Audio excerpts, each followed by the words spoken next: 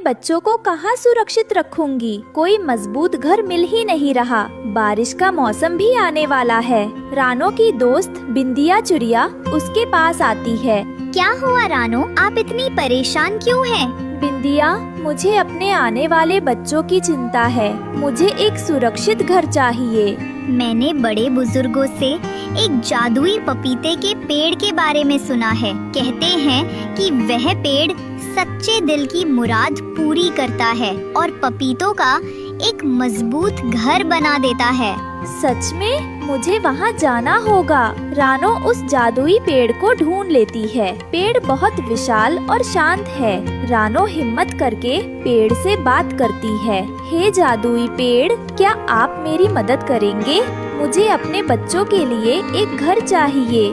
मैं तुम्हारी मदद जरूर करूंगा। मैं तुम्हें पपीतों का सबसे सुंदर घर दूंगा, लेकिन मेरी एक शर्त है। तुम्हें हर रोज सुबह शाम मेरे लिए सच्ची खुशी का एक गीत गाना होगा। तुम्हारी खुशी ही इस घर की मजबूती होगी।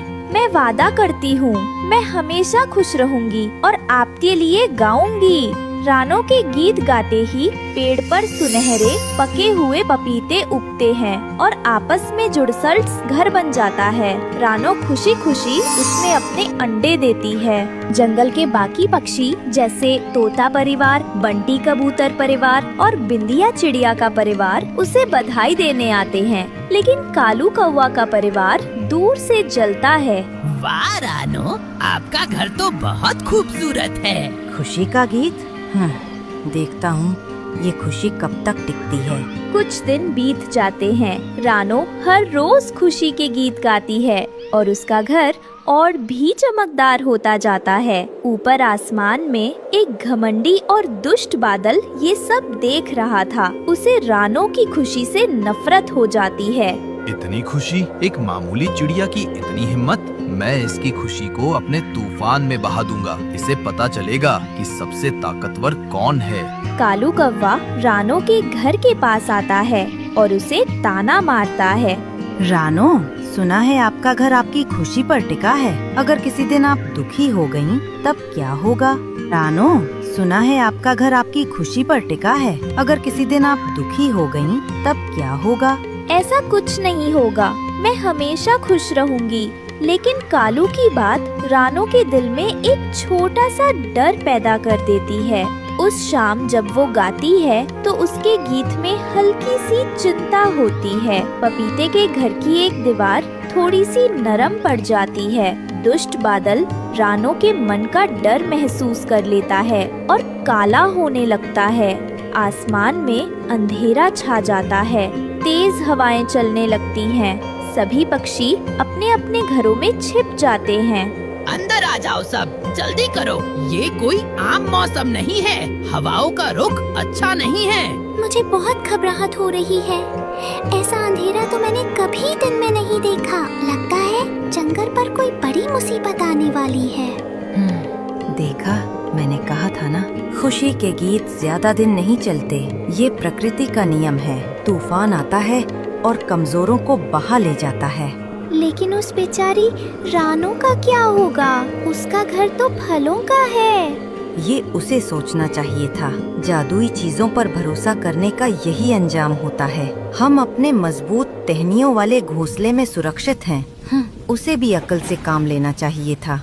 गुटरगू, गुटरगू, ये तो बहुत भयंकर तूफान आने वाला है। हमें दरवाजे और खिड़कियाँ अच्छे से बंद कर लेनी चाहिए। मुझे तो रानो और उसके अंडों की बहुत चिंता हो रही है। क्या हम उसकी कोई मदद नहीं कर सकते? इस तूफान में बाहर निकलना अपनी जान जोखिम में डालना है। अभी हम सब असहाय हैं। बादल जोर से गरजता है और बेरहम बारिश शुरू कर देता है। पानी की मोटी मोटी बूंदें सीधे पपीते के घर पर गिरती है। घर गलने लगता है। दीवारों से पानी टपकने लगता है। नहीं, मेरा घर, मेरे अंडे। वो गाने की कोशिश करती है, लेकिन उसके गले से सिर्फ डर भरी आवाज निकलती है।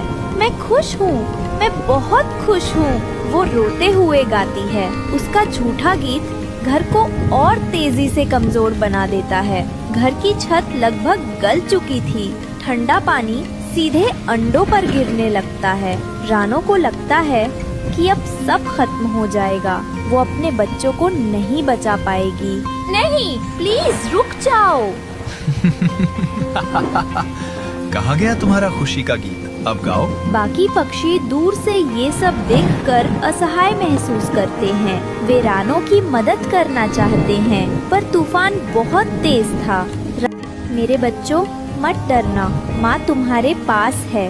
चाहे ये दुनिया रहे न रहे, मेरा प्यार तुम्हारे साथ है।